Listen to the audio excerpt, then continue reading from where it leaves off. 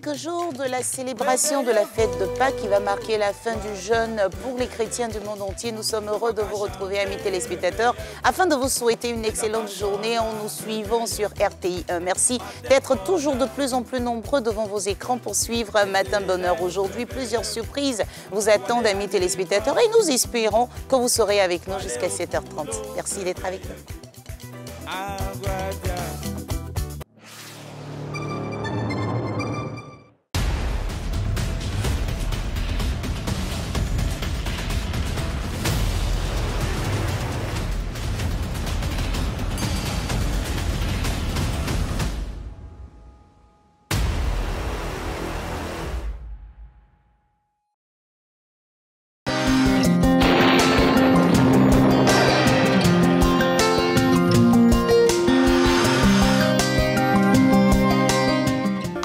Bonjour à tous. Le temps prévu pour cette matinée, les régions du nord, de l'est et du centre seront sous un temps généralement soleillé durant la période. Partout ailleurs, le temps sera partiellement nuageux avec quelques pluies faibles par moment, notamment à l'ouest, dans le sud forestier et sur le littoral est. Les températures prévues pour cette matinée, on observera 26 degrés à Abangourou et Abidjan, 24 degrés à Adiaké, 23 degrés à Bondoukou, 22 degrés pour Boaké, 23 degrés à Bouna et Boundiali, 25 degrés pour la région de Daloa, 24 degrés à Dimbokro, 25 degrés à Gagnoua, 22 degrés pour les régions de Guiglo et de Kong, 27 degrés pour Korogo, 22 degrés à Man, 21 degrés pour Odiéné, 23 degrés à San Pedro, 24 degrés pour les régions de Sassandra, Séguéla, Soubré et Tabou, 25 degrés pour Tiasalé, 22 degrés pour Touba et enfin 24 degrés pour la région de Yamoussoukro.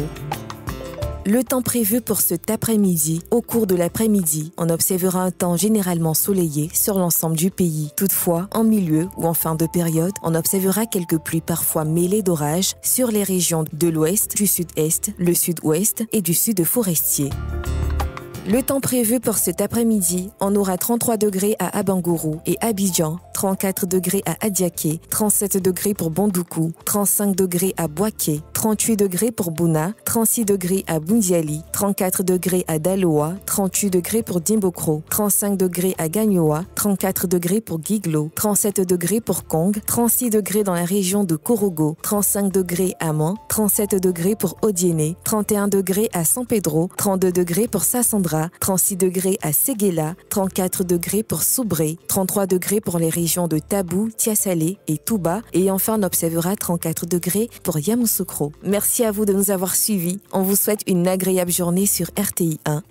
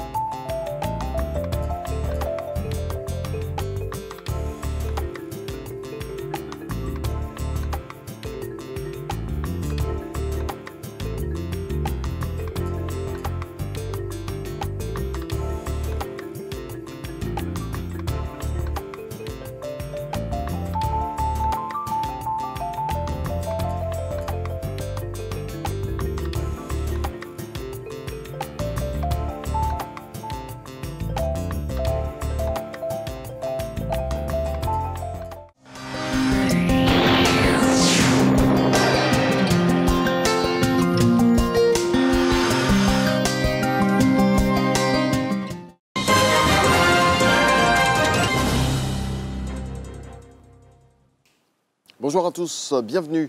C'est un don d'une valeur de 130 millions de francs CFA, don de la première dame de Côte d'Ivoire en faveur de la communauté musulmane du pays. Suivant la remise de ce don avec Mama Traoré à la Fondation Children of Africa, c'est à Cocody.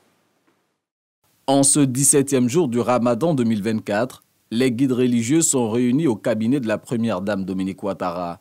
Représentée pour l'occasion, la présidente de la Fondation Children of Africa fait don d'une importante quantité de vivres à l'ensemble de la communauté musulmane nationale qui observe un mois de jeûne depuis le 11 mars dernier. La première dame offre 3000 sacs de riz de 25 kg, 3000 cartons de boîtes de lait, 3000 sacs de pâtes alimentaires de 5 kg, 2000 sacs de sucre de 25 kg, 1500 cartons de bidons d'huile et 500 cartons de boîtes de pâtes de tomates. Grâce à Madame la Première Dame et toutes les bonnes volontés qui font des dons au COSIM, qu'on arrive à soulager un tant soit peu ces gens vulnérables. C'est pourquoi le chèque est très sensible à ce geste. Il remercie Madame la Première Dame, il prie pour elle, qu'Allah la fortifie, qu'Allah réalise ses vœux les plus intimes.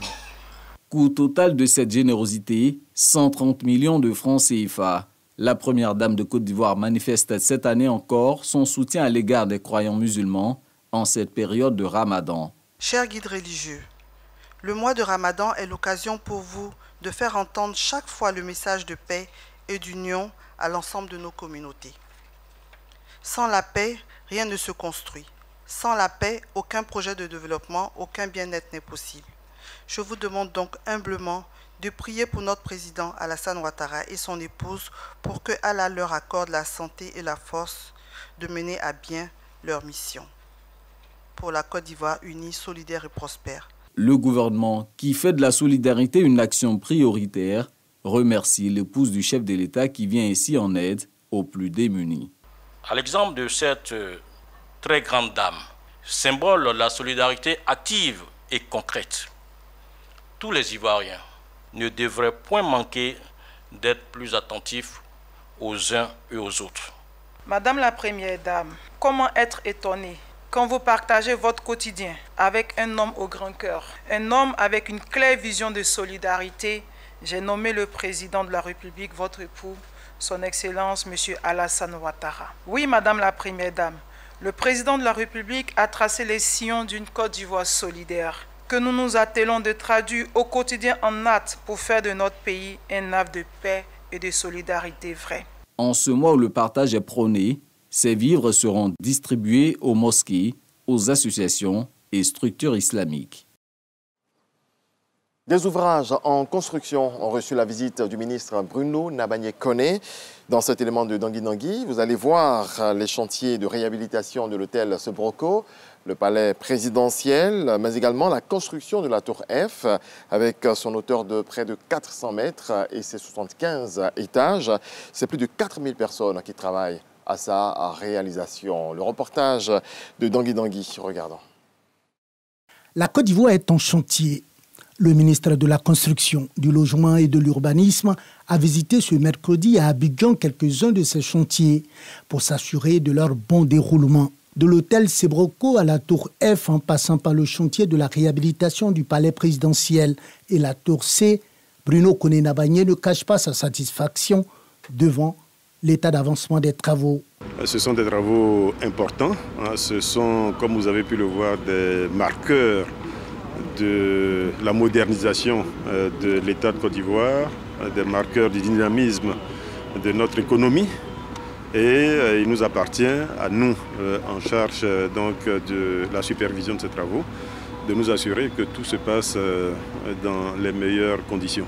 Ces chantiers ouvrent par ailleurs des opportunités d'apprentissage et d'emploi pour les jeunes, fait observer le ministre de la Construction. Nous pensons que ces chantiers sont une bonne école pour nos ingénieurs, pour les jeunes Ivoiriens de façon générale et pour tous ceux qui travaillent dans le secteur du bâtiment et des travaux publics. Bien que sur ces quelques chantiers, nous sommes à plus de 4000 emplois directs créés. À propos de la tour F dont la hauteur exacte fait couler beaucoup de salive, Bruno Koné-Nabagné se veut plus précis. Une tour avec 75 niveaux de paliers, nous serons autour de 400 mètres de hauteur.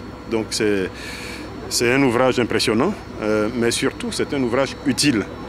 C'est un ouvrage utile et nous insistons régulièrement sur cet aspect. Aujourd'hui, l'État de Côte d'Ivoire a besoin, par exemple, de bureaux. Rien que pour l'État, les besoins aujourd'hui sont de l'ordre de 200 000 mètres carrés.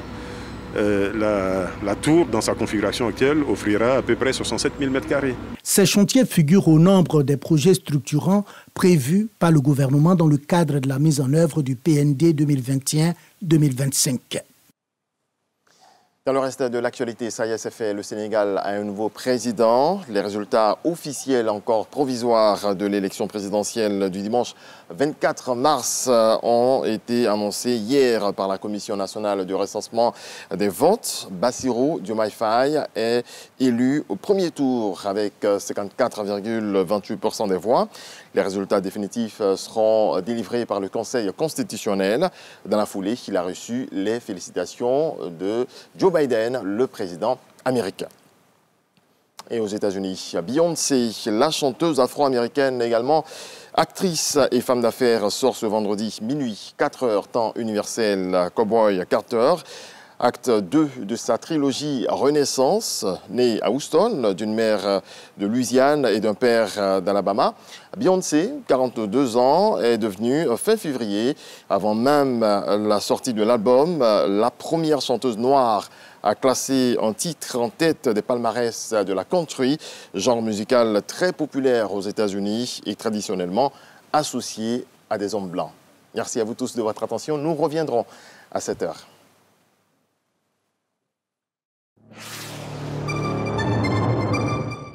Awané 2024 démarre bientôt. Responsable d'établissement scolaire, pour faire le bonheur de vos élèves, inscrivez-vous dès maintenant en mentionnant votre contact, le nom de votre école et sa situation géographique. Envoyez vite votre demande d'inscription à awané@rti.ci. Awané, c'est chic avec Tata Naomi.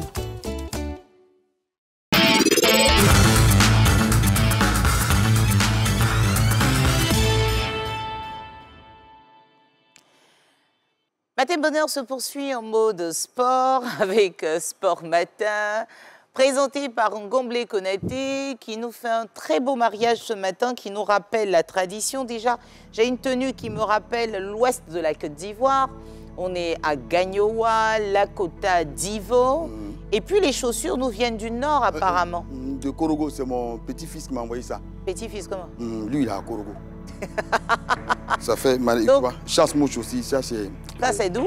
Korogo aussi. Korogo. Donc, ça, dans le cas, souvent, à Gagnoa, il y a les mouches là, faut... Bon voilà, et puis il y a la serviette qui va... Voilà, il fait chaud. Communément appelé en Côte d'Ivoire le gbagbo. Donc il a son gbagbo. Alors, est-ce qu'on est prêt pour faire le tour de l'actualité sportive? Je viens de Gagnoa, après on va repartir. Il y a la PAC qui commence dans 48 heures, pas qui nous. Donc là, on va aller vers le centre après. Et Baoulé, c'est la même chose. Oui, même. On va fêter ensemble. On va fêter ensemble. Alors, Ngomblé, on va faire le point de l'actualité sans oublier les grands rendez-vous sportifs du week-end qui s'annoncent, surtout que c'est le week-end pascal.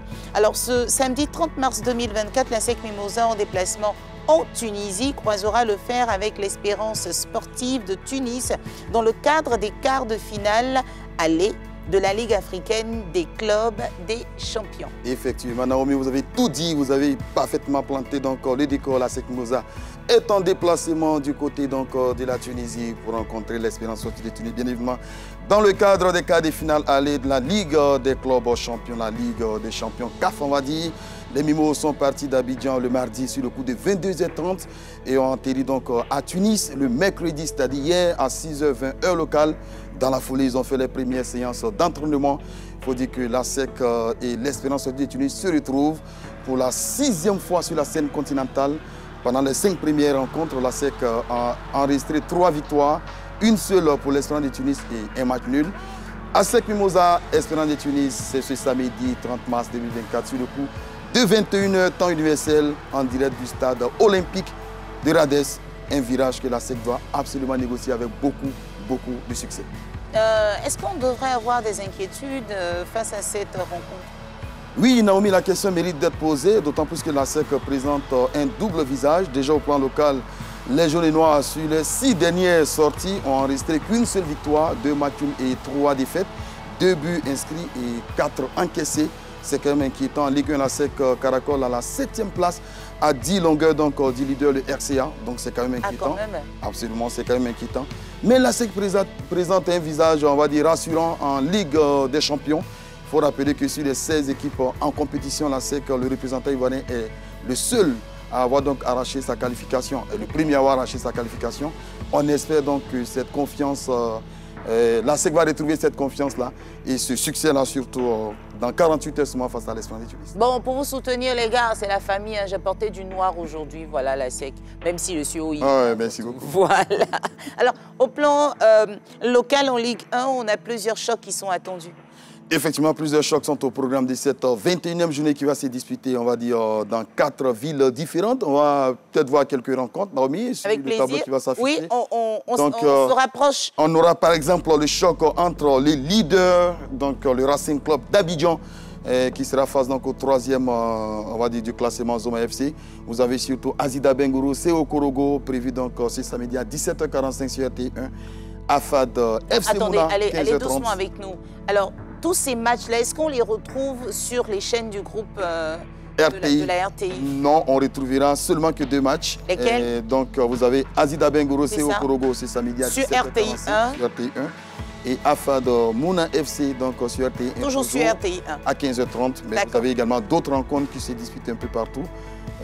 AS Denguele, FC San Pedro, Lissa Sandra, Stella Club d'Adjamé. On a pas mal donc, de matchs prévus, de duels de choc prévus donc, dans le cadre de cette 21e journée du championnat national des Côte d'Ivoire, que je vais suivre d'ailleurs depuis Gagnoua. Et pour rappel, ce sont les Lions de Yopougon qui sont leaders au classement général. Absolument, porté par un Kanté Abaka extraordinaire qui a signé un quadruplé donc, lors de la 20e journée. Vous voyez ce magnifique but. Ce bijou de Kanté Abaka qui inscrit 4 buts en 21 minutes. Effectivement, le Racing Club d'Abidjan, les Lions de Yopougon sont en tête du classement avec 40 points. À 2 longueurs du FC San Pedro qui est en deuxième place, 38 points. Zoma FC le premier à 33 points. La SEC Mimosa Neuvien qui est en 7e position avec 30 points. Vous voyez donc au bas du tableau, dans les profondeurs du tableau, Sol FC et Boaké FC qui sont respectivement 15e et 16e sont relégables. Ça veut dire que si on s'arrête là, aujourd'hui, ils descendent tout simplement en 2e division. Peut-être pour faire place à l'Africa qui arrive derrière. Là. Ah, pourquoi pas l'Africa? Alors, concernant la Ligue 2, elle sera à sa 15e journée avec le choc très attendu justement entre l'Africa et le CO de Boisflé. Effectivement, l'Africa est en déplacement du côté de Yamoussoukro pour affronter donc le CO Boisflé dans un choc comptant pour la 15e journée du championnat national de Côte d'Ivoire. Il faut dire que l'Africa affiche une grande confiance en ce moment, Naomi, puisque l'Africa compte 33 points, 10 victoires, 3 nuls, 1 défaite, 18 buts inscrits pour seulement 5 encaissés. Une belle équipe l'Africa portée par le duo donc Abrogua, lui et Messi, qui ont inscrit 10 des 18 buts marqués par l'Africa en Ligue 2. Waouh, l'Africa affiche une grande confiance au Yodé qui est toujours au stade. Donc pour soutenir les Verts et Rouges, félicitations Naomi. On espère que cette fois-ci l'Africa ira jusqu'au bout. Parce que c'est toujours pas évident. Vous faites toujours la course en tête. Non, mais est-ce que tu vois la position maintenant? On se sent plus, on va s'envoler. Mais dans le sprint final, lors des 2 dernières années, l'Africa s'est toujours fait dépasser au dernier moment. On espère qu'ils pourront tenir. Découragement n'est pas ouillé. Vous verrez. Vous verrez que les choses changeront bientôt. Et puis avec ce beau parcours, on constate que l'Africa brille. Et bien sûr, on pourrait quitter la Ligue 2 très prochainement. Vous retrouvez en Ligue 1, surtout que l'Africa, on a 8 journées du terme et il y a 5 points entre l'Africa et son poursuivant direct Isca. Avec ces résultats et ces statistiques, on va dire, extraordinaires, l'Africa est effectivement en route pour la Ligue 1. On espère qu'ils pourront tenir la cadence et pourquoi pas retrouver la SEC Mimosa, l'éternel rival, en Ligue 1 dès l'année prochaine. Merci beaucoup, Ngomblé. Merci également à vous. Concernant l'actualité au niveau du sport, je pense que tout est dit. Lundi, on fera le point de toutes ces belles rencontres-là, en espérant que l'Africa... Oui, effectivement, que l'Africa retrouve. On a l'Africa. également, Naomi, il y a d'autres, on va dire, événements sportifs, si vous le permettez rapidement. Le handball, la Super Coupe déjà, donc, ce samedi, au niveau du Palais des Sports. Wow. Un hommage particulier sera rendu donc, à Mme Kone Yoda Mariam, qui nous a quittés, ex-championne handball, donc du handball, qui a joué avec Madame la ministre d'État Kandia Kamara, par exemple, la sénatrice Kandia Kamara, la présidente du Sénat, autant pour moi.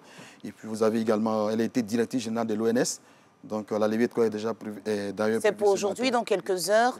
Et on va lui dire adieu. On va lui dire adieu. Une immense championne à qui on voudrait rendre hommage. Elle était directrice donc, de l'ONS. Et on va dire c'est sous sa... Je pense qu'on aurait dû avoir une image, mais peut-être lundi, oui, peut-être lundi, on reviendra avec l'image pour vraiment dire, exprimer notre compassion et nos condoléances à la grande famille et que la terre lui soit légère, que Dieu, dans sa grâce, puisse l'accueillir dans son paradis. Ngomblé, c'est une note triste avec laquelle nous sommes obligés de nous séparer. Merci. Je vais prendre l'heure de la Côte d'Ivoire. Je retourne à Gagnoua. Gagnoa. Après Gagnoa, on se retrouve dimanche à Boaké ou bien à Dembokoro. Je serai à Dembokoro.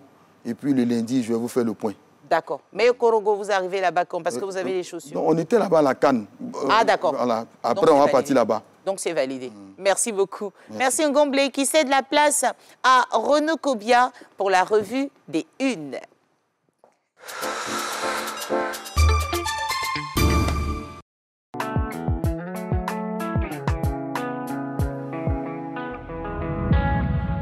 Papa, maman, la maîtresse dit qu'il existe un vaccin pour protéger toutes les filles âgées de 9 ans contre le cancer du col de l'utérus.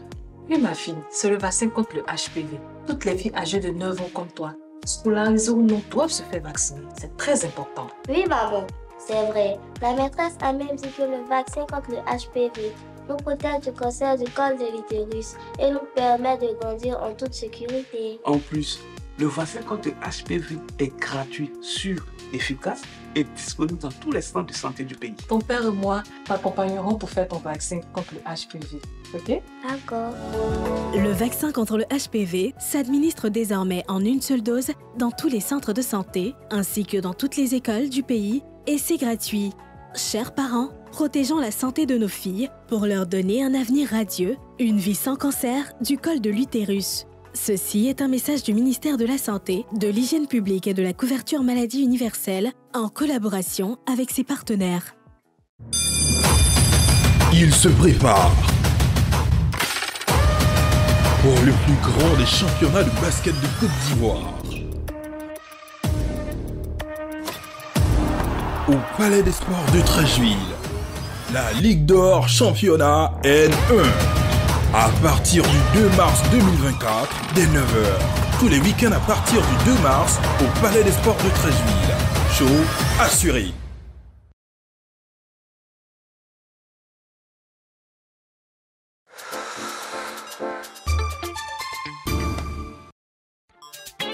RTI 1, la chaîne qui rassemble.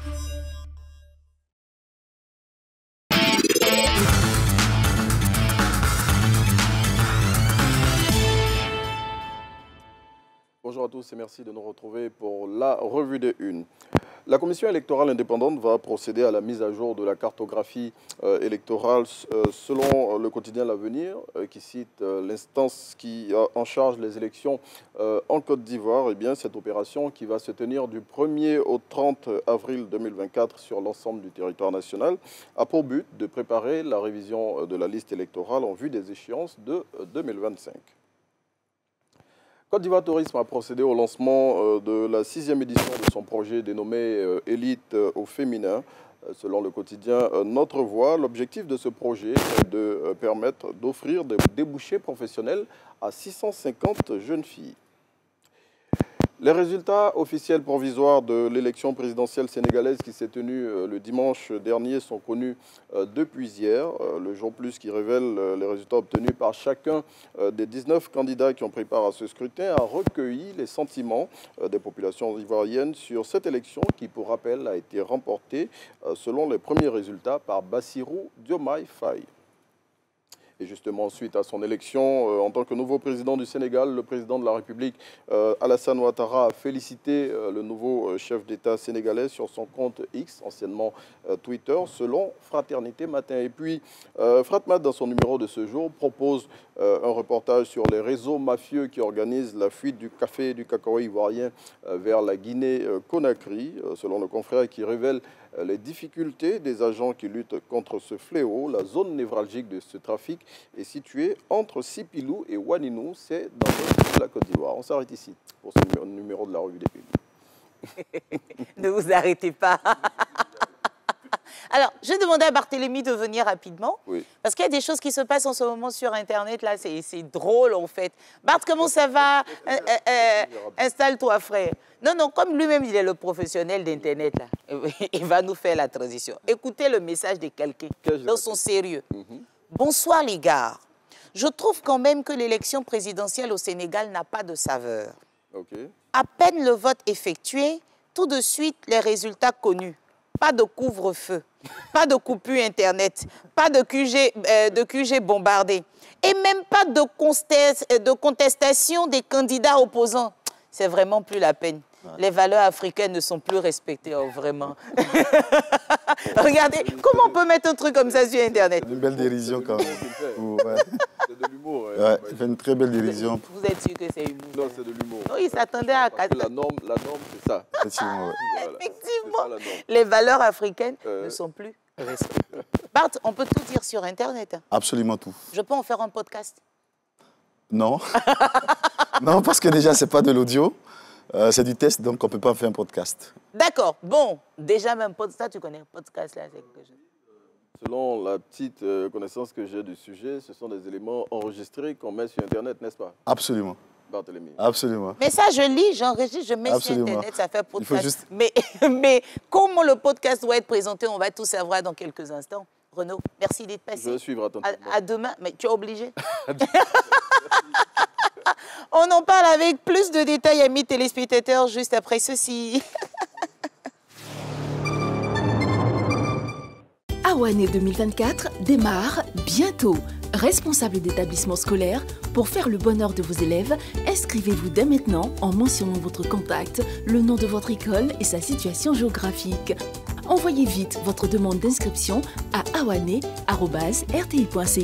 Awane, c'est chic avec Tata Naomi. Barthélemy Guette. Non, son nom là me fatigue. C'est Guette que je dis. Non, c'est Guette. Guette, mais c'est écrit Guette. Oui, le H ne se prononce pas. Bon, voilà. Donc, ça, ouais. Barthélemy Guette Conan est avec nous, amis téléspectateurs, expert en communication digitale. Aujourd'hui, on va tout savoir sur le podcast et justement ses usages. Bart, déjà, c'est quoi un podcast? Merci, Tata Naomi. Alors, on va reprendre simplement la définition de Renaud qui nous a donné une très belle définition. C'est tout enregistrement, mais audio ou vidéo, disponible sur Internet.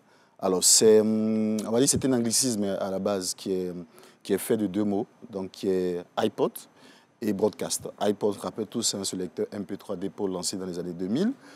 Et puis, broadcast, qui veut dire diffuser. Donc, dans les années 2004, il y a un journaliste qui s'est demandé alors comment nommer tous les contenus audio qui étaient accessibles sur Internet, que les gens écoutaient sur les iPods, que les gens écoutaient sur les lecteurs MP3. Donc, il a proposé soit audio, blogging, ou alors podcast. Et finalement, on a retenu podcast, qui dit tous les contenus qu'on a sur Internet de façon séquencée ou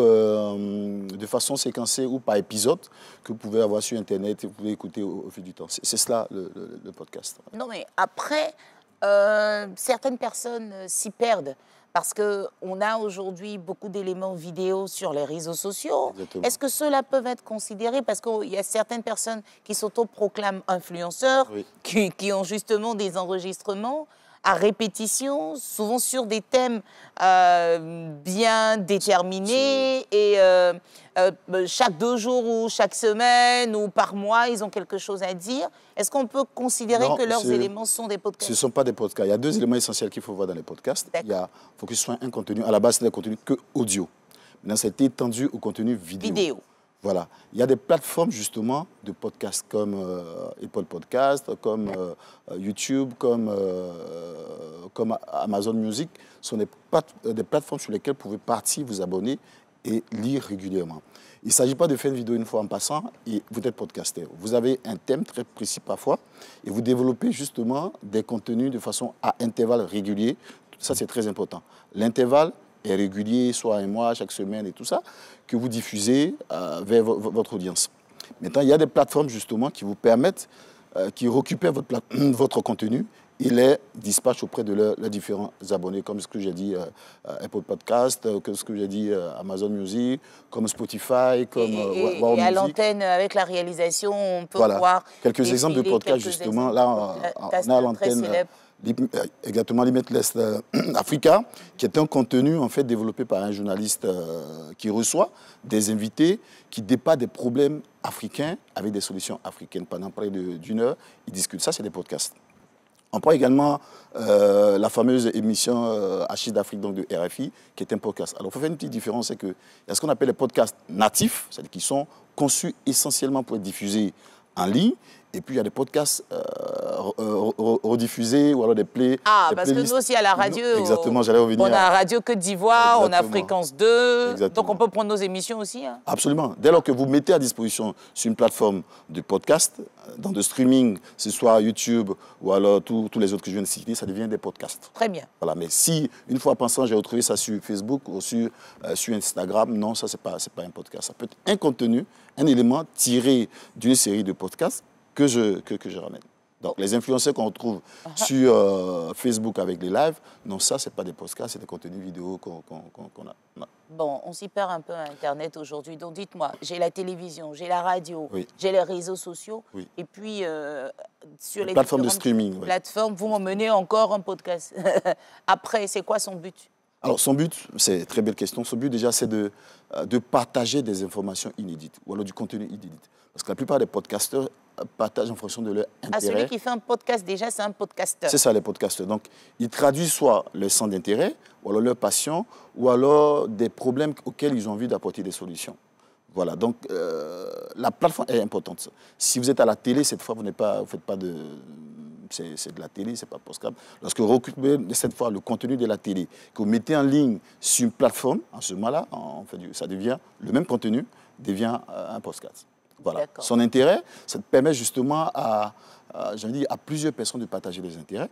On est dans un contexte où on a énormément de bonnes choses à montrer en termes d'art, par exemple, en termes même de culture, nos traditions. Je prenais l'exemple peut-être des contes. Aujourd'hui, les contes, nous ne savons pas forcément où aller pour écouter des contes. On va imaginer simplement que quelqu'un fasse enregistrer justement les contes et les mette à disposition sur une plateforme de streaming, ça devient un podcast. Donc l'intérêt premier, c'est cela. Permettre aux podcasteurs de poster en fait ses centres d'intérêt et d'éduquer en fait ceux qui l'écoutent, d'éduquer ceux qui ont envie d'apprendre sur la thématique donnée. Qui peut être un podcasteur? N'importe qui. Il y a une formation à suivre. Non, pas nécessairement. Tata Naomi peut être podcasteur. Moi, je peux être tout le monde. Il suffit simplement d'avoir une passion, de savoir rédiger du contenu. Voilà, parce que tout est une question de qu'est-ce que je veux partager à mes abonnés. Donc, rédiger ça. Vous avez des plateformes, justement, qui vous permettent d'enregistrer directement votre contenu comme encore. Vous arrivez sur la plateforme, vous enregistrez votre test, vous faites ce qu'on appelle la synco, et puis vous faites la mise en ligne. Donc, c'est simple. Tout est une question de passion et de temps, parce que ça vous prend du temps d'écrire ce contenu-là, ça vous prend du temps de l'enregistrer et d'envoyer quelques effets sonores avec un peu de jingle, un peu de réclame et tout, pour avoir un podcast assez bien Alors, monté. Barthélémy, c'est bien beau, mais moi, je vous dis particulièrement, oui. Les podcasts, je m'en méfie un tout petit peu. D'accord. Au niveau du journalisme, ou avec les présentateurs, on a la possibilité de proposer des contenus crédibles. C'est ça. C'est-à-dire qu'à la RTI, par exemple, oui. Aucun élément qui n'ait été vérifié ne pourra passer à l'antenne. Oui. Voilà. Mais je suis podcasteur, je me lève, je dis ce que j'ai envie de dire. Qu'est-ce qui permet justement à ceux qui écoutent là de définir que c'est crédible? Alors, on n'a pas de... Une chose est sûre, hein, si vous projetez, enfin, si vous diffusez que des contenus qui sont faux, une chose est sûre, votre base fan va se réduire. Parce que peu à peu, on va se rendre compte que le contenu que vous diffusez ne sont pas crédibles. Internet, ça veut faire du mal à quelqu'un, le mal serait déjà fait. C'est l'un des inconvénients d'Internet. Parce que nous avons ce genre de repli pour dire, lorsque j'écoute du contenu, il faut que je croise ce contenu avec d'autres types de... Si j'ai une information sur un site bien donné, il faut que je prenne l'exemple d'un autre site pour voir est-ce que finalement ce que j'ai eu sur ce site-là est fiable. Vous n'avez pas d'organe qui régule la qualité des contenus sur les réseaux sociaux, sur Internet. Malheureusement, il n'y a pas. Mais pour durer, en fait, tout podcasteur le sait, hein, pour durer dans ce domaine, c'est la fiabilité des contenus que vous partagez là qui fait que vous durez. Ça ne sert à rien de faire un contenu qui est faux. Au bout de deux mois, vous disparaissez parce que plus personne ne va vous suivre. Donc, c'est une autorégulation que vous faites vous-même parce que vous vous entendez justement durer dans ce domaine-là. Très bien. Oui. En tout cas, belle conclusion. Souvent, il faut joindre l'acte à la parole. Hein. Oui. On dit les choses, mais tant que c'est crédible, on vous écoutera. On ne peut pas cacher la vérité comme le soleil du revers de la main.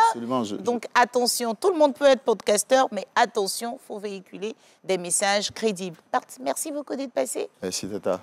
On te souhaite une excellente journée. Merci. Et puis excellente fête de Pâques, parce qu'on ne va pas se voir avant la fête qui va se passer dimanche. On aurait pu faire justement des podcasts sur Paquino. Ben voilà. D'accord, donc expliquer comment, par exemple, les Bablis vont fêter. Bon, comment, je vais dire à Régis de venir, je grignote dans ces secondes-là parce qu'il est l'heure pour le deuxième flash de l'information. Oui. Mais ça, c'est une très belle idée. Oui, il y a quelque chose qui me dérange, Barthélémy. Il faut qu'on creuse ça une prochaine fois. Faire la différence entre la fête de Pâques. Ça m'embête, en fait, cette histoire. Et je le dis depuis, Renaud se moquait de moi la dernière fois, je le dis. La fête de Pâques n'est pas la fête des Paquinous.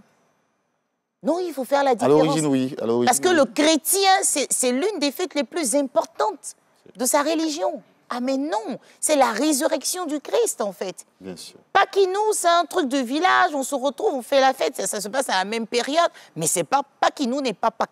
Ah, absolument, mais c'est juste une appropriation. Donc on ne doit pas s'approprier. Je refuse. Vous savez, mais Régis, tu viens ou pas? Il est l'heure. Donc, le truc, c'est que, comme mes parents musulmans font leur fête, là, on n'associe pas leur fête à autre chose. Hein. Oui. Mais pourquoi pour nous, les chrétiens, on devrait associer ça à autre chose? Après, on nous dit même que c'est la fête des chocolats. Jésus, il est mort, il est ressuscité avec des chocolats? Grande question. D'accord. Ça, à suivre, ouais, pour le podcast. Amis téléspectateurs, il est là, Mister Gilet, pour le deuxième flash de l'information. RTI 1, la chaîne qui rassemble.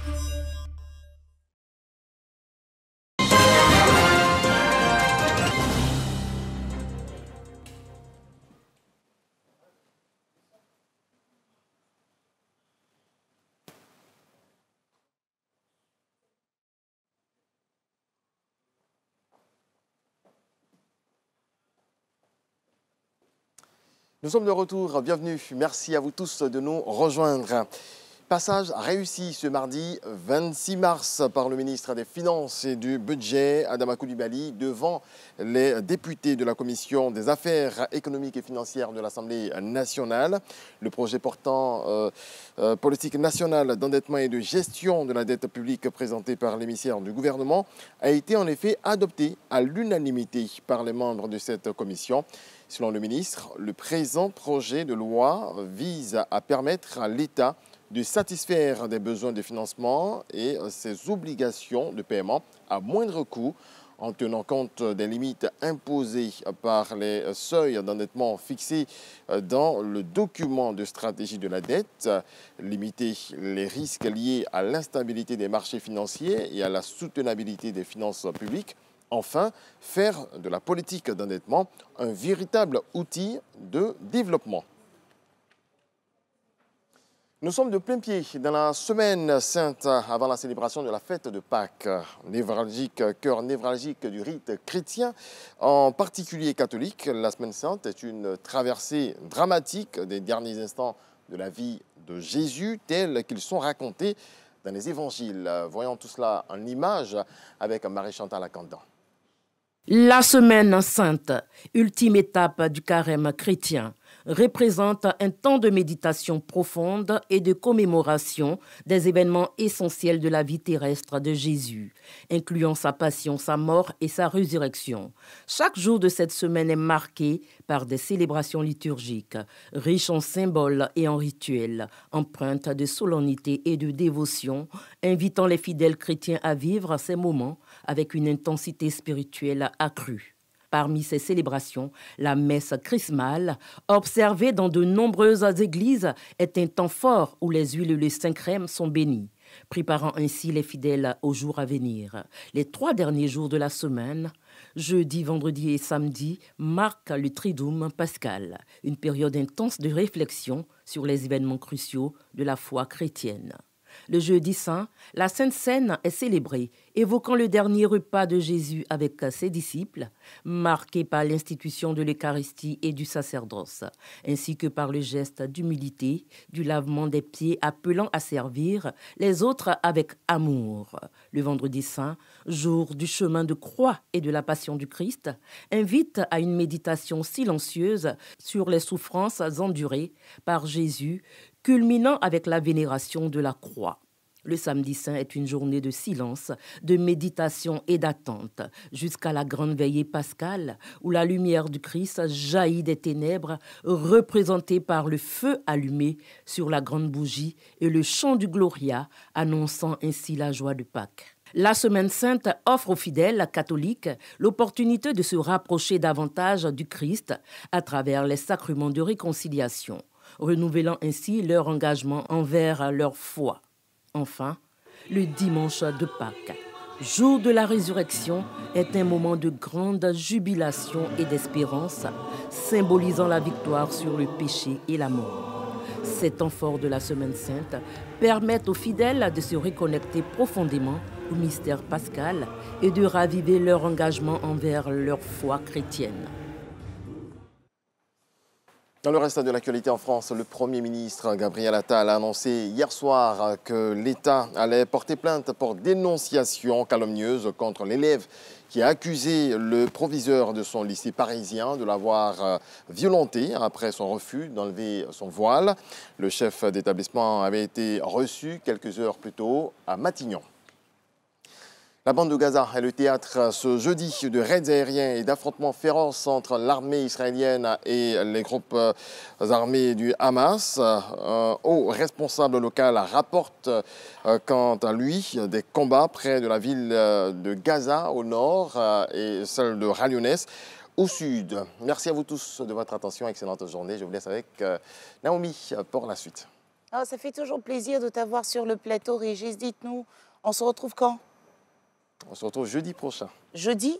Dans une semaine?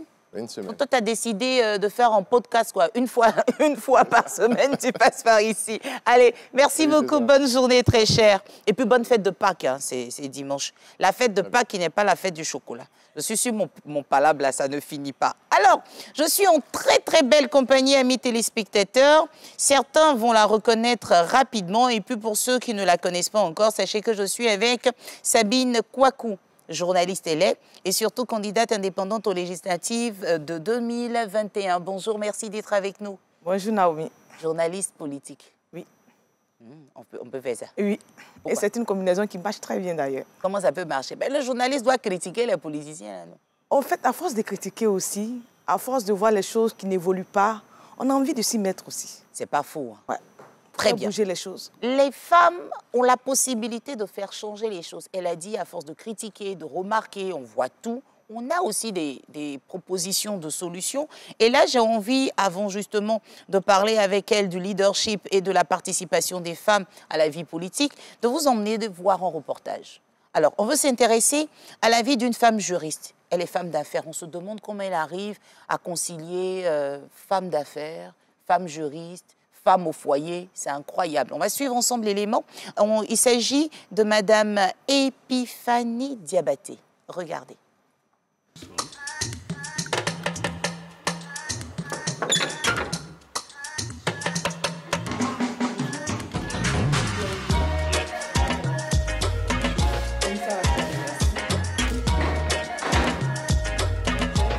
Là, je vais me préparer. Il y a des enfants qui doivent aller à l'école, donc rapidement, je vais faire un soir à la cuisine.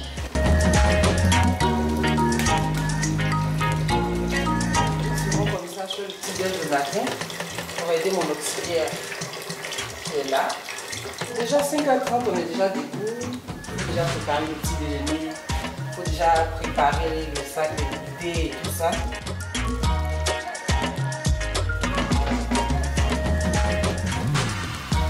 Je suis Madame Diabaté, née Écou Épiphanie, et je suis mère de 3 merveilleux petits garçons, mariée bien entendu.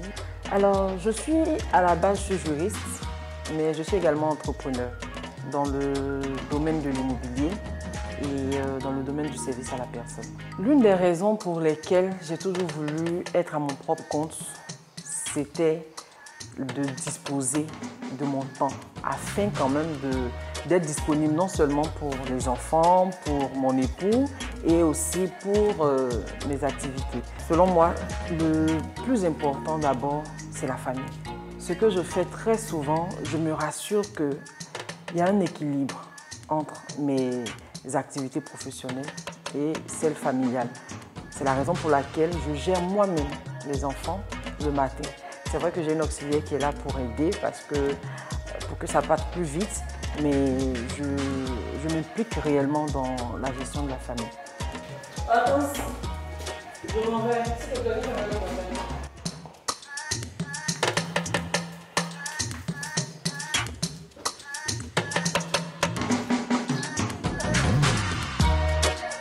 Très souvent, à 8 h déjà, je suis en chemin pour le bureau.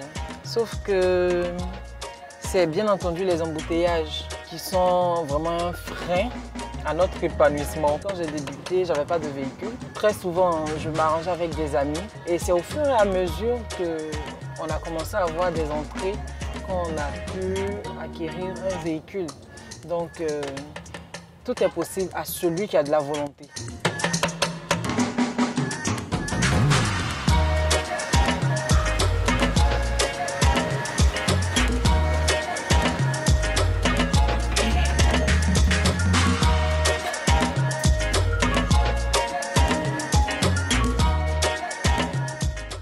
Des choses, dès que je m'assois dans mon fauteuil de direction, c'est la prière. J'estime que seules les décisions de Dieu sont les meilleures. Je vais aller un peu quand même à la jeunesse. Je faisais une autre activité.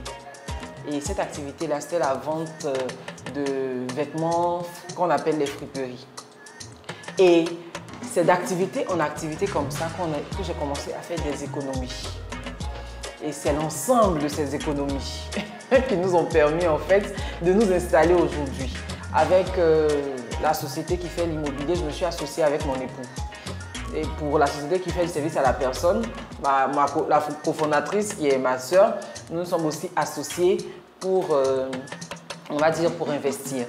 Et c'est plusieurs millions, franchement. Ça m'est arrivé véritablement 2 fois de vouloir tout laisser tomber parce qu'on a l'impression de ne pas atteindre ses objectifs. Mais quand on a une vision et on sait qu'on est capable de se donner tous les moyens d'y parvenir, on se donne les moyens et on y parvient. Aujourd'hui, si étant jeune, on ne se sacrifie pas, demain, quels conseils pourrions-nous donner à nos enfants? Donc, j'invite la jeunesse à être déterminée, à être courageuse et se dire que, quels que soient les échecs, on finira toujours par aboutir au succès. Madame Diabaté, c'est une chef d'entreprise remarquable. Elle permet aux jeunes de s'épanouir professionnellement. Elle nous informe de nos victoires, de nos échecs, comme en quelque sorte une famille. Madame Diabaté, en fait, l'amour maternel que la femme a en son sein, elle le partage avec nous, ses collaborateurs qui sont ici. Elle parle dans la franchise, surtout sur le volet de notre art. Elle ne manque pas de nous rappeler lorsqu'on a tort. Elle nous rappelle toujours aussi nos victoires et tout. RTI 1, la chaîne qui rassemble.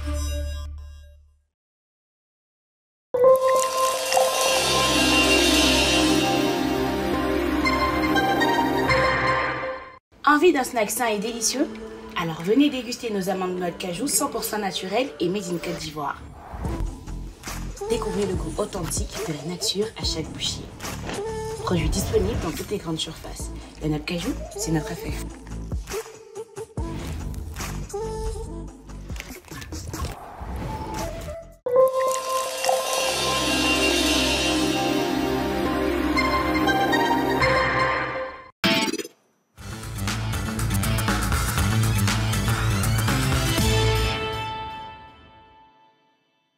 L'invité du matin est une femme, on l'a présentée tout à l'heure, amis téléspectateurs. Il s'agit de Sabine Kouakou, journaliste et candidate indépendante aux législatives de 2021. C'était au niveau de notre commune ici à Cocody, amis téléspectateurs. Les femmes ont la parole, les femmes s'expriment durant tout le mois de mars, amis téléspectateurs. Madame Sabine Kouakou, en 2021, qu'est-ce qui n'a pas marché? C'est quelle affaire de madame? Je suis dans mon sérieux. Attends qu'on soit, s'il te plaît, Sabine. D'accord, donc Sabine, ça passe. Donc si elle était mère, là, ça allait être chiant, tu viens comme ça. Oui, Sabine, c'est comment? D'accord, donc Sabine, bon, donc je vais tutoyer. Sabine, ça te met plus à l'aise. Oui. Alors, qu'est-ce qui n'a pas marché en 2021? Est-ce parce que tu étais une femme?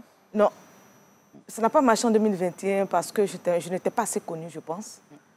C'est tout, sinon, en dehors de ça, tout a bien marché. C'est vrai que je n'ai pas gagné, mais j'ai gagné beaucoup d'autres choses, en fait.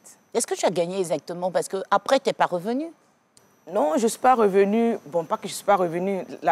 L'élection qui a suivi, c'était les municipales. Ça ne m'a pas intéressée. Okay. Donc, je ne me peux pas pour autre chose. Vous avez dit quoi tout à l'heure? Tu avais dit quoi? Oui. Non, je veux dire que tu as acquis beaucoup de choses sur le terrain, mais quoi exactement? J'ai découvert en moi que je pouvais faire beaucoup de choses. Tout à l'heure, lorsqu'on suivait l'élément de Mme Diabaté, elle a dit quelque chose qui est vraiment très fondamental. Tout est possible lorsqu'on a la volonté. C'est cela. Donc, j'ai compris qu'avec la volonté, on pouvait faire beaucoup de choses. Et les femmes avaient la possibilité de tout faire. Il suffisait simplement pour nous, les femmes, de décider. Moi, j'ai décidé d'être candidate à quelques jours seulement des élections. Hein. C'est quelqu'un qui m'avait approché, qui voulait que je sois avec lui pendant la campagne et tout. Et puis, je me suis laissée aller. Et lorsqu'on a commencé la campagne et tout ce qui a suivi avec, j'ai découvert en moi des qualités, des atouts, des choses que je ne savais pas de moi. Que tu ne soupçonnais pas. Voilà, que je ne soupçonnais pas vraiment. Et j'ai aimé, en fait. J'ai aimé le terrain, j'ai aimé l'expérience, j'ai aimé tout ce qui était autour. J'ai aimé la politique, tout simplement. Aimer la politique, qu'est-ce qui pourrait faire courir une femme en politique? Tout peut faire courir une femme en politique. La vie que nous menons chaque jour peut faire courir une femme en politique. La volonté de vouloir changer les choses peut faire courir une femme en politique. Et dans ma fonction de journaliste, je suis journaliste au service sport, hein, j'ai toujours été journaliste sportive. Et Naomi, je voulais vous partager une petite expérience. Vous savez, dans le football féminin, la FIFA demande aux femmes de rester femmes et de jouer au football. Vous savez tout dire. C'est-à-dire, vous êtes femme, vous venez au football avec votre féminité, avec votre douceur, avec votre tendresse, avec tout ce qu'il y a en la femme. On ne change pas. On reste telle et on décide de faire changer les choses avec tout ce qu'on a comme faculté, avec nos émotions, avec nos sensations, avec nos sensibilités, avec tout ce qu'on a. Et c'est ce qu'on devrait faire en politique aussi? Oui. On ne nous demande pas d'être comme les hommes, non. Reste femme et fais la politique en tant que femme. Et c'est pareil partout d'ailleurs. Quand nous sommes dans le mois de la femme, on a entendu beaucoup de choses. Les femmes doivent travailler 2 fois plus que les hommes. J'ai dit non. Tu es femme, tu travailles comme une femme. Tu as eu des diplômes, tu es journaliste, tu travailles en tant que journaliste. Si tu es conductrice de grumier, tu es femme, tu travailles normalement, tu travailles sérieusement. Ne te donne pas des excuses parce que tu es femme, non. Nous avons vu par exemple pendant la CAN, où pour des contraintes de bureau, j'ai géré Ebimpe, c'est-à-dire les marques d'Ebimpe et les marques du Félicia. Je me suis organisée et je faisais comme il se devait. Ce n'est pas parce que non, c'est une femme, non. J'ai travaillé normalement, je me suis organisée, j'ai pris mes dispositions pour faire les deux tranquillement. Est-ce qu'on ne mettrait pas en mal la famille en tant que femme en s'engageant ici dans la politique? C'est tellement prenant après que quelqu'un d'autre devrait s'occuper de notre famille pendant qu'on est en plein dans la politique. Naomi, c'est vrai que ce n'est pas facile, mais je pense que tout est une question d'organisation. Il y a des moments où on n'a pas le temps, c'est vrai, mais quand on a le temps, on s'occupe de sa famille. Moi, par exemple, les matins, je suis journaliste, je passe du temps, c'est vrai, mais les matins, je prends plaisir à accompagner ma fille à l'école, par exemple. C'est notre petit moment à nous. Je la taquine, on cause, et puis bon, j'essaie de rentrer tôt quand je peux aussi pour l'avoir dormi. Et c'est un peu comme ça que je me gère. Et c'est-à-dire que les hommes n'ont pas bien géré les choses en politique, et c'est pour cela que les femmes devraient arriver pour changer les choses? Non, les femmes arrivent pour apporter leur touche féminine. Pas parce que les hommes n'ont pas réussi, mais les hommes, ils sont là, ils font ce qui les arrange, et c'est normal, moi je dis toujours. C'est normal qu'ils fassent ce qui les arrange, parce que ce sont eux qui sont là. Donc si les femmes veulent faire changer les choses, elles doivent aussi être au poste des décisions. C'est de bonne guerre. Je disais pendant ma campagne en 2021, par exemple, il y avait une dame qui n'était pas pour ma candidature. Je lui parlais, elle ne voulait pas m'écouter parce qu'elle disait qu'on lui avait offert un pagne du 8 mars. Je lui ai dit, je suis d'accord avec toi. Moi, je ne suis pas venue avec un pagne. Je n'ai pas de pagne à t'offrir. Mais je vais seulement parler de quelque chose qui nous unit, toi et moi, médical. Je dis la maternité, par exemple. Est-ce que tu conçois que nous, les femmes, nous n'ayons que 3 mois de congé de maternité? Elle me regarde et dit, si, c'est pas possible. Quand une femme accouche, Naomi, tu vas confirmer, lorsqu'elle part au boulot 2 mois ou 3 mois après, elle n'est pas concentrée. Toute son énergie est à la maison. Comment la nounou ou la parente gère l'enfant? Comment ça se passe? Est-ce que tu ne trouves pas intéressant, par exemple, qu'on nous pousse jusqu'à 6 mois? Elle me dit, mais les patrons n'ont pas se dire non. De la même manière qu'ils ont accepté 3 mois, c'est à nous de les challenger, c'est à nous d'organiser, c'est à nous de disposer les choses pour qu'ils acceptent. Elle me dit, mais à l'Assemblée nationale, personne ne va accepter. Je dis non. Mais à l'Assemblée, ce sont des hommes, c'est vrai. Mais ce sont des hommes qui ont des épouses, qui ont déjà accouché. Donc, ils connaissent la difficulté. Ce sont des pères, ce sont des frères, ce sont des amis. Donc, ils savent. Peut-être qu'ils n'y pensent pas parce que nous, les femmes, ne sommes pas encore là-bas pour exposer cette situation. Mais ils savent que ce n'est pas facile, ils savent que c'est difficile. Et lorsqu'elle m'a écouté, elle dit vraiment, tu as raison. Et puis, je lui ai aussi dit que c'est une femme qui peut comprendre qu'une autre femme, après avoir été césarisée, ne peut plus se lever un seau d'eau, par exemple. Elle dit, ah, là, tu m'as eu. Je dis, mais voilà. Mais donc, ce sont finalement, chacun arrive à la politique pour ses intérêts. Les hommes prennent des lois qui les arrangent, les femmes aussi font pareil. Qu'est-ce qui va faire la différence, finalement? Chacun vote les lois en fonction de ses réalités. En fait, je pense que les femmes sont comme, comme dans l'élément qui vient de passer, il y a un collaborateur de Mme Diabaté qui a dit qu'elle est maternelle. Les femmes, elles viennent au pouvoir, pas seulement pour les intérêts. Les femmes ne sont pas égoïstes. Quand elles sont quelque part, elles sont maternelles, elles veulent que tout le monde soit à l'aise. Il n'y a pas affaire d'hommes ou bien de femmes, mais elles viennent pour que tout le monde soit à l'aise. Là, je prenais le cas de la grossesse, de l'accouchement. Voilà. C'est vrai que c'est pénible. Peut-être que les femmes allaient prendre une année sabbatique pour s'occuper de l'enfant et puis non, revenir. pas forcément une année sabbatique, mais si les femmes sont aux affaires, elles comprennent mieux, en fait. Elles comprendront mieux. Les hommes, ils ne comprennent pas forcément parce qu'ils ne vivent pas ça dans leur chair. Ils voient peut-être les épouses qui accouchent, qui ont des difficultés. Ils voient, par exemple, les sœurs et tout. Ils savent que c'est difficile. Mais nous, les femmes, nous sentons la difficulté. C'est différent. Quand, par exemple, vous êtes avec une collaboratrice qui a un bébé, quand elle vous dit, par exemple, « Ah, madame, mon enfant a fait la fièvre », tu dis, « Ok, va vite à l'hôpital avec l'enfant, je gère la suite. » Mais les hommes, ils ne comprennent pas forcément, pas qu'ils sont méchants, non, mais ils ne sont pas dans la situation, ils ne sont pas dedans. Donc, ils ne comprennent pas. Quand, par exemple, une femme enceinte, et qu'elle vous dit, « Ah, madame Naomi, ce matin, je n'arrive pas à me lever. » Tout de suite, vous comprenez? Parce que quand vous êtes enceinte, il y a des moments où vous vous levez le matin et vous ne vous sentez pas. Tout simplement. Pas parce que l'enfant va mal, que vous allez mal, mais ce jour-là, vous ne vous sentez pas, simplement. Donc, quand on vous dit ça, vous dites, OK, d'accord, essaie de te reposer, et puis voir si tu peux venir après, mais si tu ne peux pas, tu fais l'effort de venir demain. Mais un homme, il va dire, mais elle est paresseuse, elle est enceinte, c'est pas une maladie. Effectivement, c'est pas une maladie, mais il y a des moments où on ne se sent pas très bien. Et ça, les femmes le savent. Les femmes le comprennent, les femmes l'ont déjà vécu. Et même ceux qui n'ont jamais enfanté, pour avoir été à côté d'une sœur ou autre, elles savent que ce n'est pas facile. Ça veut dire qu'on revient à ces mêmes difficultés. Les femmes ne sont pas des hommes. Elles ont leur réalité. C'est clair. Est-ce qu'on ne devrait pas finalement laisser les hommes dans leurs affaires et laisser les femmes s'occuper d'elles et de la famille? C'est tellement difficile. On est entre nous femmes. Je suis très heureuse, Sabine Kouakou. On est entre nous femmes. On se comprend. Mais en même temps, est-ce que c'est assez juste pour les hommes qui eux, malheureusement, n'ont aucune excuse quand on sait qu'eux aussi font des dépressions souvent? Oui, mais je pense que la femme est un être extraordinaire, Naomi. La femme, quand elle veut, elle a les capacités. Elle en elle, toutes les forces, les capacités, toute l'énergie qu'il faut pour amener à bien ce qu'elle a envie de faire, que ce soit en politique, que ce soit en société. Donc, les femmes ne doivent pas rester à l'écart. Les femmes doivent venir. Les femmes doivent venir, elles doivent venir accompagner les hommes.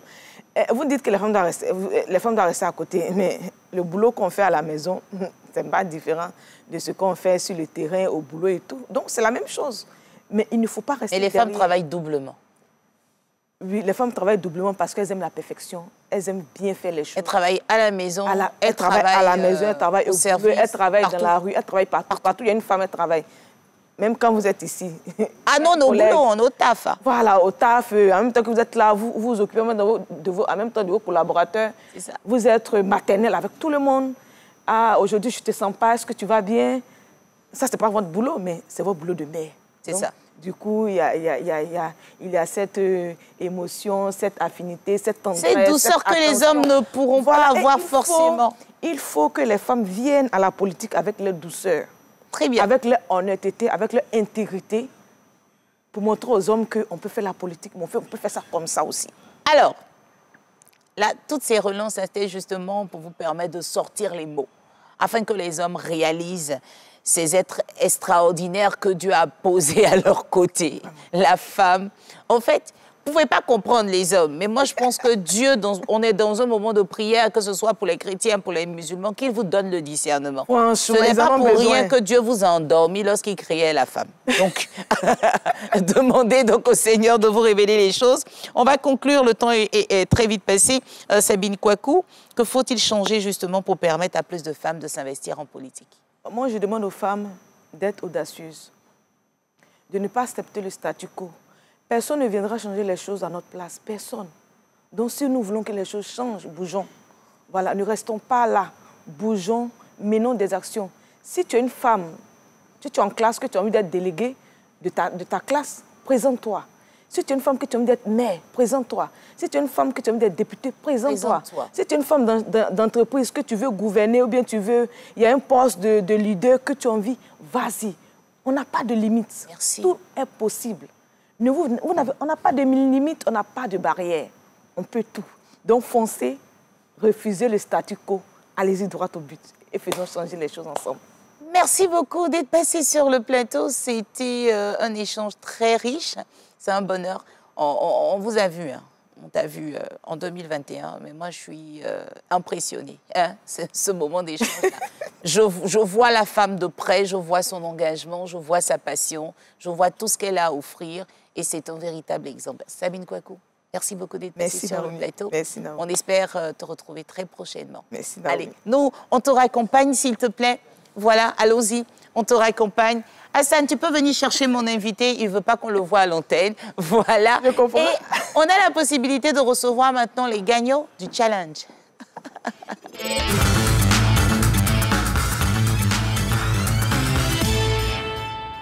Le décor change, ainsi que mes invités qui vont se mettre à ma droite. Et on a des paquets pour eux. Comment ça va, messieurs? Très bien, madame. Bonjour, regardez, la caméra qui est allumée là. Pouvez-vous vous présenter en face de cette caméra? Ok, je suis M. Dick Vincent, gagnant du challenge, le 17e challenge, numéro 17. Et pourquoi tu n'es pas vite venu? Non, je suis venu une fois, on m'a dit qu'il devait attendre d'abord qu'on m'apporte un message. Ah, comme je n'avais pas reçu le message, bon, j'étais obligé de venir. Je comprends. Ok, il y a eu un petit souci de communication. Exactement, oui. Bonne arrivée à la maison. Merci, madame Alafie. Et vous, monsieur? Je suis Indrin Aurélien Fulgence. Je représente maman Ivoiré Burkinabé. Je suis son représentant. Elle est où? Elle n'a pas pu venir, elle est au Burkina. Donc, je la représente au niveau de la Côte d'Ivoire. Il y a un truc que je ne comprends pas. Elle était en Côte d'Ivoire, elle a joué, ou bien elle était chez elle au Burkina, et puis elle a joué? Non, elle était chez elle au Burkina, et puis elle a joué. Ah! Bon frère, tu sais comment on dit bonjour en burkinabé? Bonjour en burkinabé? Est-ce que tu sais comment on dit? Non. Bon, d'accord. Donc, on va apprendre pour prochainement pour pouvoir saluer tous ceux qui nous suivent depuis le Burkina parce que rester connectés comme ça hors de la Côte d'Ivoire, c'est un bonheur. Merci beaucoup. Papa, vous venez d'où? Moi, je viens de Yopougon. Yop City, la belle. Oui. Ici, c'est Poi. Ouais, ça va? Poi, quel côté? Dans les encablures du 6 de police. Le 16e arrondissement. Puisque les deux, sécurité garantie. Les deux sont dans la même... Sécurité garantie. Il n'y a pas de bruit là-bas. Quelqu'un qui s'amuse, il va comprendre. Oui. Il va lire. Alors... Nous allons aussi du quartier des chanteurs, les leaders. Exactement. Exactement. Donc, il y a de l'ambiance, il y a la sécurité. La vie est tranquille là-bas. Très, très. À quel moment vous regardez Matin Bonheur? Oui, juste avant d'aller faire mes activités. C'est là que vous commencez. Voilà. Très bien. Puis vous avez des rubriques qui m'intéressent. Là, par exemple, la rubrique où on parle du droit, avec Mme Adon. D'accord. Et puis avec M. Zabi, Frédéric aussi, que vous avez beaucoup taquiné. Mais voilà, je taquine tout le monde. Il suit. Surtout même encore votre collaborateur, Ngabe Konaté. Que vous ne lâchez pas. Vraiment, Quand tu vois des vivres, merci. Donne envie de regarder avant de... Oh, c'est gentil, c'est gentil. Merci beaucoup. Vous regardez Matin de Bonheur ou bien c'est Madame depuis le Burkina? C'est depuis le Burkina, parce que moi je commence très tôt le matin. C'est pas compliqué, on est sur YouTube. D'accord. Vous tapez Matin Bonheur, vous mettez la date qui vous intéresse, on va apparaître là-bas. Et puis il y a la rediffusion l'après-midi. Alors, ça c'est pour vous. Juste pour vous dire merci d'avoir participé. Ouais, mon photographe, 5 étoiles là, mon gars, tu connais, on va faire comme pour les... Avancer un tout petit peu pour les mains. Je vais me mettre au milieu. Voilà. C'est ici qu'on vous dit merci de nous avoir suivis. Que Dieu bénisse la Côte d'Ivoire. À demain. Voilà, on prend notre image. C'est bon? Merci beaucoup. Que Dieu vous bénisse. Et puis, salutations à Madame de l'autre côté. À très bientôt.